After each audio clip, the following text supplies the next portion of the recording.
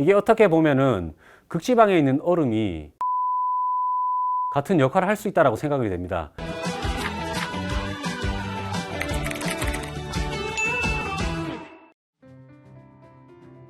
네, 첫 번째로 말씀드릴 기후변화와 관련된 얼음 화학 반응 연구에 대해서 말씀을 드리면요. 인간뿐 아니라 모든 생물의 생장에 있어서 철이라는 것은 굉장히 중요한데요. 일반적으로 이런 철이 자연환경에서는 산화철, 그 입자성 철로 존재하게 됩니다. 그런데 저희가 연구를 해보니까 쉽게 사용 가능한 형태인 철이온으로 변하는 과정이 얼음상에서 엄청나게 빨라지게 됩니다. 그 얼음이나 눈에 갇힌 그런 철들은 우리가 생각했던 것보다 훨씬 많은 양이 생물이 이용 가능한 형태로 저장되어 있는 겁니다. 얘들이 봄철에 녹게 되면은 천천히 방출이 되겠죠.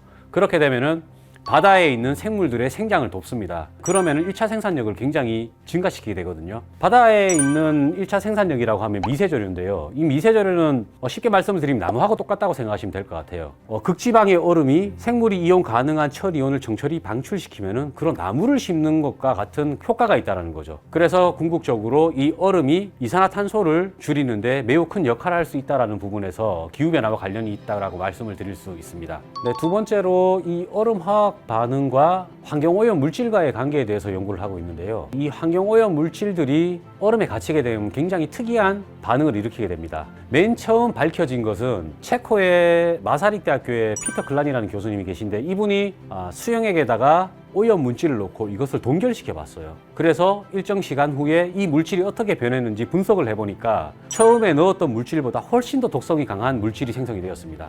그리고 이게 나쁜 쪽 방면으로만 말씀을 드린 거고요. 실제로 좋은 쪽으로도 이제 얼음에서 일어나는 화학 반응이 환경오염 물질에 영향을 미칠 수도 있습니다.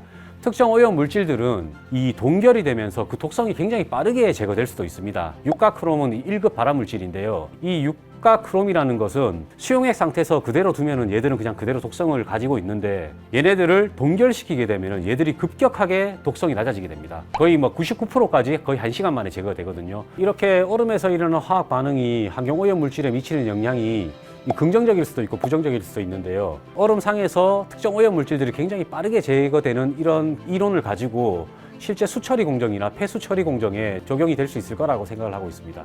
우주는 온도가 낮다 보니 우주에 존재하는 물의 대부분은 얼음 상태로 구성되어 있을 거라고 생각하고 있습니다. 그래서 얼음 표면에 간단한 물질들이 서로 반응해서 조금 더 복잡한 물질들이 생성되게 되는데 그렇게 생성된 복잡한 물질들이 이제 지구도 구성하고 이제 우리 몸 같은 이제 생명의 기원인 아미노산 같은 것도 구성할 것이라고 기대를 하고 있습니다. 그래서 낮은 온도의 얼음 표면에서 일어나는 화학 반응을 연구하면은 우주와 생명의 기원을 밝히는데 조금 더 도움이 될 것이라고 생각하고 연구를 하고 있습니다.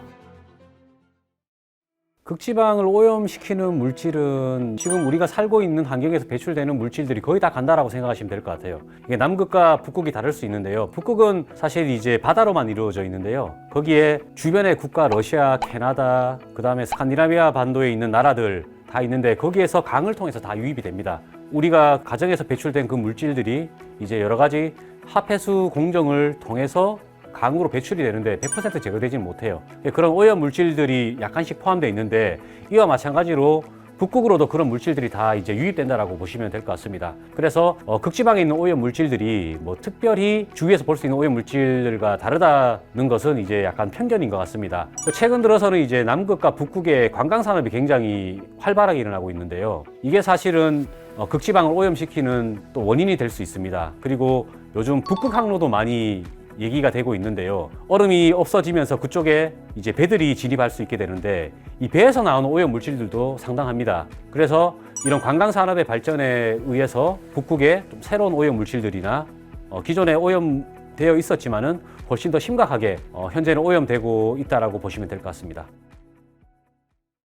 네, 극지방 얼음에서 일어나는 특이한 화학 반응에 의해서 특정 독성 오염 물질들이 크게 없어질 수 있다고 말씀을 드렸는데요. 이게 어떻게 보면은 극지방에 있는 얼음이 정화시키는 정화장 같은 역할을 할 수 있다고 생각이 됩니다. 저위도나 중위도에서 배출된 그 오염 물질들이 극지방으로 가게 되면은 얼음에 갇히게 되는데 얘들은 얼음에서 일어나는 특이한 화학 반응 때문에 그 독성이 없어질 수 있다는 거죠. 사계절이 있고 겨울철에는 우리가 특별한 에너지가 없이 물이 얼릴 수 있는 그 지역이나 극지를 포함한 고위도 지방에서는 이런 동결을 시켜서 오염 물질을 제거시키는 이런 공정들이나 정화 기술들이 실제로 사용될 수 있을 거라고 생각을 하고 있습니다.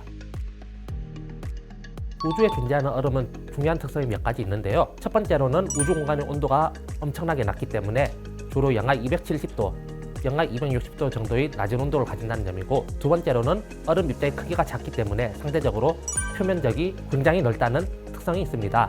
그래서 그런 연구를 지구에서 수행하기 위해서는 공기를 대부분 제거해서 진공 상태로 만들고 온도를 최대한 낮춰서 낮은 온도에서 연구를 하게 됩니다. 이러한 진공 저온의 얼음은 달이나 화성과 같은 위성이나 행성에 있는 얼음보다는 별과 별 사이에 있는 성간 물질을 구성하고 있는 먼지에 있는 얼음과 비슷한 특성을 가지고 있습니다.